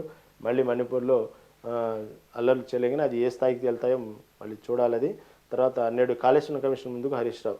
ఏదైతే కాళేశ్వరం కమిషన్ ముందు 6వ తారీఖు ఈటెల రాజేందర్ హాజరయ్యారు. ఈరోజు 9వ తారీఖు హరీష్ రావు హాజరవబోతున్నారు. దాదాపు ఈటెల రాజేందర్ వచ్చిన తర్వాత జరిగినటువంటి ఏదైతే ఆయన ప్రెస్ మీట్లో చెప్పినటువంటి వ్యాఖ్యలు చాలా దుమారం వేసినాయి. ఇటు బీజేపీలో కానివ్వండి, ఇటు కాంగ్రెస్లో కానివ్వండి. దానికంటూ హరీష్ రావు పెద్ద ప్రజెంటేషన్ ఇచ్చారు. దాంట్లో భాగంగా అప్పట్లో కాళేశ్వరం ఏం జరిగింది ఏందనేది, ఎక్కడ ఈ రోజు వరకు కూడా కొన్ని లక్షల సెక్టార్ల రైతులకు నీరు అందుతుందంటే కాళేశ్వరం ప్రాజెక్టు పుణ్యమే. ఏ విధంగా డిజైన్ చేశాము ఏంది, దాన్ని కాళేశ్వరం కమిషన్ జరిగినటువంటి ఏదైతే కట్టడాల్లో జరిగినటువంటి బలహీనం గురించి కావాలని మరమ్మతులు చేయకుండా కాంగ్రెస్ ప్రభుత్వం ఎందుకు కాలయాపన చేస్తుంది, ఎలా బద్నాం చేయాలని చూస్తుంది బీఆర్ఎస్ని అనేటువంటి విషయాన్ని గంటలు డెమో క్లాసులు ఇచ్చారు హరీష్ రావు. నిన్న జరిగిన విషయమే. తర్వాత ఈటెల రాజేందర్ చెప్పినటువంటి వ్యాఖ్యలు అన్ని అబద్ధాలని, కావాలని ప్రభుత్వాన్ని ఇరికించాలని బీఆర్ఎస్ని ఇరికించాలని చూస్తున్నారని, దీనికి మొత్తం కర్త కర్మ క్రియ మొత్తం కూడా కేసీఆర్ అన్నట్టు ఈటెల రాజేందర్ చెప్పిన విషయం కానివ్వండి. అదేవిధంగా అప్పట్లో జరిగినటువంటి అవకతవకల్లో ఎందుకు మార్చాల్సి వచ్చింది ప్రాజెక్టు, అప్పట్లో ఆ రాష్ట్రాలు ఎందుకు ఒప్పుకోలేదు, దాంట్లో భాగంగా ఏం జరిగింది అంతవరకే తెలుసు, కానీ దాని వెనక టెక్నికల్గా ఏం జరిగింది అనేది నాకు పెద్దగా అవగాహన లేదంటూ విషయాలు కానివ్వండి. కేవలం నన్ను ఆర్థిక మంత్రి అనే పేరుకే కానీ జరిగింది మొత్తం కేసీఆర్ కనుసంధంలోనే జరిగింది, ఫైనాన్షియల్ ఉన్నటువంటి ట్రాన్సాక్షన్స్ మొత్తం నాకు సంబంధం లేదని చెప్పుకునే విషయాలు కానివ్వండి. ప్రతిదీ ఏమైనా సరే బీఆర్ఎస్ పార్టీని ఇరికించే విధంగానే ఆయన స్టేట్మెంట్లు ఉన్నాయనేది ఆ వాదన, బీఆర్ఎస్ పార్టీల యొక్క వాదన. ఆ విధంగా తర్వాత కొంతమంది బీజేపీ నాయకులు కూడా దానికి సంబంధించి కొంతమంది ఈటెల రాజేందర్ చెప్పిన వ్యాఖ్యల్ని వెనకేసుకురావటం, ఈ విధంగా పెద్ద పెద్ద దుమారమే నడిచింది. ఈటెల రాజేందర్ ఏదైతే కమిషన్ ముందు హాజరై వచ్చిన తర్వాత చేసిన వ్యాఖ్యలు. ఇప్పుడు ఈరోజు హరీష్ రావు హాజరవబోతున్నారు కమిషన్ ముందు. ఈ పాటికే ఏం జరిగింది, ఎలా జరిగింది అనే విషయాన్ని హరీష్ రావు కుండబద్దలు కొట్టినట్టు ప్రజెంటేషన్ ఇవ్వడం జరిగింది. ఎక్కడ లోటుపాటు లేదు. కానీ ఈ రోజు వరకు కూడా రైతులు నీరు అందుతుంది, సుఖ సంతోషాలతో ఉన్నారు. ఏ విధంగా ప్రభుత్వం గత బీఆర్ఎస్ని భ్రష్టు పట్టించాలని చూస్తుంది, కాళేశ్వరం విషయంలో కావాలని ఎందుకు ఈ విధంగా రాజకీయం చేస్తుంది, మొత్తం కూడా ఎక్స్ప్లెయిన్ చేయడం. అదే విషయాన్ని ఈరోజు జరిగేటువంటి కాళేశ్వరం కమిషన్ ముందు కూడా నేను ఏదైతే ఎక్స్ప్లెయిన్ చేస్తానని చెప్పుకొచ్చారు హరీష్ రావు. చూడాలి ఆయన ఈరోజు కమిషన్ ఆయన ఎటువంటి ప్రశ్నలు వేసిద్ది, ఎన్ని ప్రశ్నలు వేసిద్ది చూడాలా. దాదాపుగా ఆ ప్రశ్నల తర్వాత అతను ఏం సమాధానం ఇచ్చారో, బయటకు వచ్చి ఏం చెప్తారో సమాధానం. ఈరోజు కొంచెం అది హాట్ టాపికే. దానికి సంబంధించి కూడా ఇటు తెలంగాణ వ్యాప్తంగా ఇటు బీఆర్ఎస్, ఇటు కాంగ్రెస్, బీజేపీ పార్టీకి సంబంధించిన నాయకులు అందరూ ఈరోజు జరిగేటువంటి కాళేశ్వరం కమిషన్ ముందు హరీష్ రావు చెప్పే వ్యాఖ్యల పట్ల ఉత్కంఠంగానే ఎదురు చూస్తున్నారు. ఆ వార్తను కూడా హైలైట్ చేస్తుంది. తర్వాత ఏదైతే మనం ఇందాక అనుకున్నామో లాస్ ఏంజల్స్లో ఉద్రిక్తతలు కొనసాగుతున్నాయి, దానికి సంబంధించిన వాటిని కూడా ఈనాడు పత్రిక హైలైట్ చేసింది. అధ్యక్షుడు నిర్ణయం తప్పుకొట్టిన కాలిఫోర్నియా గవర్నరు ఈ విషయాన్ని హైలైట్ చేసింది. తర్వాత ఎమ్మెల్యే మాగంటి గోపీనాథ్ కన్నుమూత అంటూ ఈనాడు దినపత్రిక చూపించింది. ఏదైతే జూబ్లీహిల్స్ ఎమ్మెల్యే మాగంటి గోపీనాథ్ సంబంధించిన వార్తను కూడా ఈనాడు దినపత్రిక చెప్పింది. 3 రోజులుగా వెంటిలేటర్పై చికిత్స పొందుతూ తుది శ్వాస విడిచిన బీఆర్ఎస్ నేత, ముఖ్యమంత్రి రేవంత్ రెడ్డి, మంత్రులు, కేంద్ర మంత్రి కిషన్ రెడ్డి, ఏపీ మంత్రి లోకేష్ నివాళి, పార్థివ దేహాన్ని చూసి కన్నీటి పర్యతమైన మాజీ సీఎం కేసీఆర్, పాడే మోసిన కేటీఆర్, హరీష్ రావు ప్రభుత్వ లాంఛనాలతో అంత్యక్రియలు పూర్తి. ఈ వార్తను హైలైట్ చేసింది. ఇంకా ప్రధానంగా ఈనాడు దినపత్రిక హైలైట్ చేసిన వార్త ఏంటంటే ఐడి కొట్టేసి బురడి. ఎన్నో మన ఫోన్ ఎవరికన్నా కాల్ చేసినప్పుడు వచ్చేటువంటి వార్త మన పర్సనల్కి సంబంధించినటువంటి ఇన్ఫర్మేషన్ ఏది ఇవ్వద్దని పదే పదే తర్వాత ఈ లోన్ల విషయంలో కానీ ప్రతి విషయంలో కానీ ఇలా సైబర్ నేరగాళ్ళు దాంకొని ఉన్నారు, ప్రతిదీ మీ దగ్గర లాగుతారు కాబట్టి అంటూ పదే పదే మనం ఫోన్లు చేసినప్పుడు దాదాపు మన ఫోన్ ఎవరికైతే చేస్తామో వాళ్లకు రీచ్ అయ్యేటువంటి ఒక నిమిషం ముందు అందరినీ విసిగిస్తున్నటువంటి వార్తలు ఇవే ప్రతిరోజు మనకు తెలుసు ఫోన్లో. కానీ ఇంత జరుగుతున్నప్పటికి కూడా టెక్నికల్గా ఎప్పటికప్పుడు సైబర్ నేరగాళ్ళు కొత్త టెక్నాలజీతో బురడి కొట్టిస్తున్నారు పోలీసు వ్యవస్థని. ఆ విధంగా నిన్న హైదరాబాద్లో జరిగినటువంటి వార్తని హైలైట్ చేశారు. వీళ్ళు ఒక ప్రైవేట్ సంస్థ ఏం చేసిందంటే ఢిల్లీకి చెందిన ఒక ప్రముఖ సంస్థ గూగుల్తో ఒప్పందం చేసుకుంది. ఇది గతంలో OLX అని ఒక యాప్ ఉంది, అదే టైప్లో ఇది కూడా ఒక ఢిల్లీకి చెందినటువంటి ఒక ప్రముఖ సంస్థ గూగుల్తో ఒప్పందం చేసుకుంది. మన వస్తువులు ఏదైతే ఉన్నాయో దాన్ని నమ్ముకోవచ్చు, కొన్న వాళ్ళని డైరెక్ట్గా నేరుగా ఇంటికే పంపించేస్తారు. అలాంటి ఒక యాప్ క్రియేట్ చేసింది. ఆ యాప్లో సపోజ్ మన దగ్గర ఏదైతే వస్తువులు అమ్మాలి కదా, ఆ వస్తువులు అసలు లేని వస్తువుల్ని కూడా పెట్టేసి అమ్మటం జరిగింది. అలా ఏదైతే వస్తువు మనది ఉందో అమ్ముతామో ఆ వస్తువుని తీసుకెళ్ళి కొన్నవాళ్ళకి ఇంటికి సరఫరా చేస్తారు. అదొక యాప్. దాంట్లో భాగంగా చాలామంది దాన్ని అట్రాక్ట్ అయ్యారు. ఎందుకంటే గూగులే ఒప్పందం చేసుకుంది ఢిల్లీకి సంబంధించిన ఒక ప్రైవేట్ సంస్థతో. అలాంటి దాంట్లో వస్తువులు పెట్టేటప్పటికి చాలామంది బురిడిపోయారు. అంటే అసలు వస్తువే లేదాడా, చాలా విలువైన వస్తువులు లేని వస్తువులను కూడా పెట్టేసి చాలా తక్కువ ధర పెట్టేసి అమ్మటం అనేది జరిగింది. చాలామంది ఆన్లైన్లో కొనేశారు దాన్ని. తీరా చూస్తే ఆ వస్తువులు లేవు, లేని వస్తువుని బురిడి కొట్టించారు సైబర్ నేరగాళ్ళు. అట్లా కేవలం ఒక 2 రోజుల్లోనే దాదాపు ఇంతని ఆ అమౌంట్ అనేది తేల్చలేకపోయారు, కానీ దాదాపు కోట్లలోనే ఆ సైబర్ నేరగాళ్ళు కొట్టేశారని చెప్పుకోవాలి. ఈ వార్తని ఈనాడు దినపత్రిక హైలైట్ చేసింది. ఇది ఎక్కడో జరగలేదు, మన హైదరాబాద్ నగరంలో జరిగింది. పోలీసుల్ని ఆశ్చర్యపరిచింది ఆ సైబర్ నేరగాళ్ళ టెక్నిక్. ఎందుకంటే ఎప్పటికప్పుడు సైబర్ సంస్థ ఎక్కడికక్కడ చాలా టెక్నికల్గా ముందుకెళ్తూ ఇప్పటికి ఎన్నో హెచ్చరికలు జారీ చేస్తుంది. నెటిజన్స్ కానివ్వండి అందరూ కూడా ఎంతో ప్రయత్నాలు చేస్తున్నారు. ఎప్పటికప్పుడు దాదాపుగా సక్సెస్ అవుతున్నారు, పట్టుకుంటున్నారు. అయినప్పటికీ కూడా వాళ్ళకు మించినటువంటి ఆలోచనతో సైబర్ నేరగాళ్ళు రోజుకు ఒక కొత్త ఆలోచనలతో బురిడి కొట్టిస్తున్నారు, కోట్లు కొట్టేస్తూ ఉన్నారు. కాబట్టి ఇప్పుడు ఈ సైబర్ నేరగాళ్ళని పట్టుకోవాలంటే అంత ఈజీ కాదు. ఎందుకంటే ఈ ఆపరేషన్ అంతా జరిగింది అమెరికా నుంచి జరిగింది. కాబట్టి అమెరికాలో ఉన్నటువంటి సైబర్ నేరగాళ్ళని పట్టుకోవాలంటే మళ్ళీ అది పెద్ద తలనొప్పిగా మారింది. కేవలం హైదరాబాద్లోనే కొన్ని కోట్లు బురిడి కొట్టించారు. ఇలా సైబర్ నేరగాళ్ళ పట్ల ఎంత జాగ్రత్త అప్రమత్తంగా ఉన్నప్పటికీ కూడా ఈ విధంగా సైబర్ నేరగాళ్ళు మోసం చేస్తానున్నారు. పోలీసులు ఎంత హెచ్చరికలు చేసినప్పుడు కూడా మధ్యలో ప్రజలు అమాయకంగా బలవుతున్నారు. ఇది ఏదేమైనప్పటికీ సైబర్ నేరగాళ్ళ పట్ల కొంచెం జాగ్రత్తగా ఉండండి, ప్రతిదాన్ని నమ్మొద్దు. దాదాపుగా 1కి 4 సార్లు ఏదైనా సరే కొనే వస్తువులనే కాదు, ఏమైనా ఆండ్రాయిడ్ ఫోన్ సంబంధించి వాడే విషయంలో మాత్రం కొంచెం జాగ్రత్తలు పాటించాలని చెప్పుకోవాలి.